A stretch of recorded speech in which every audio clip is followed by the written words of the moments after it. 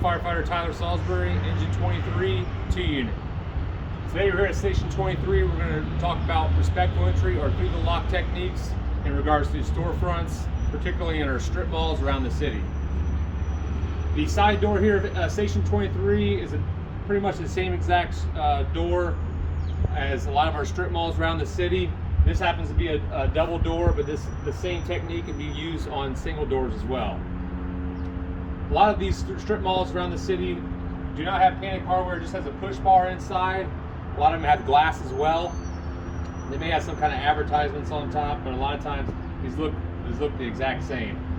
Most all of these have one lock, and they use the slap lock on the right side or the left side of the door. Typically, the most common is on the right side. This door, if it's a double door, it might have pins going either side. So if we want to, we can try to focus on the right side rather than the left. I have two examples of slap locks here. Some might have a hook, and some might just have a solid piece of metal. And all that does is when you lock it, it slaps up. Typically what we would do is have a cylinder right here similar to this one. A lot of times we could either use a K-tool or a channel locks and unscrew that. The problem with that is it causes damage. If we use the channel locks to unscrew it, it has a set screw right here, and that'll actually strip out the lock cylinder itself. Talking to locksmiths, these lock cylinders can cost anywhere from $200 to $300, an expense that owners around our city may not be able to afford for just a simple misuse of a fire alarm. So if we use a channel locks, we unscrew it and use our J-tool to unhook this, and that would unlatch.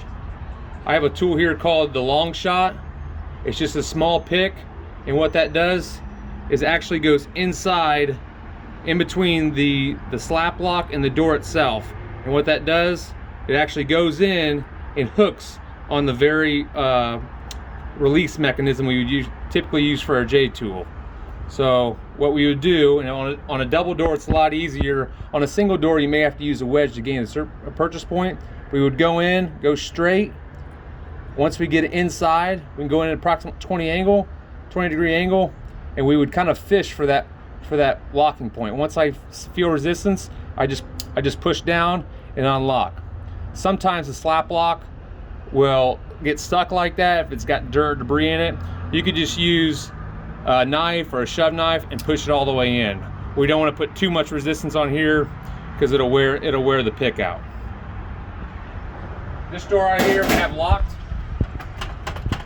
We're going to try it on the door. So again, if we needed a purchase point, we could put a wedge here, below or above the lock. If you have a Halligan, you can kind of just give it a little pry, but we have a weather strip and we can actually see a little bit of the lock.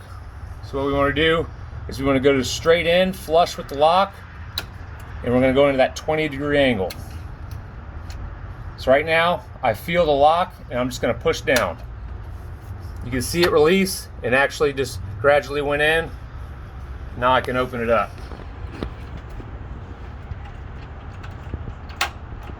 I'll do that again. Straight, you don't need a huge purchase point. In, fish, found it, and I pull. If it stuck out, I could just slap it down.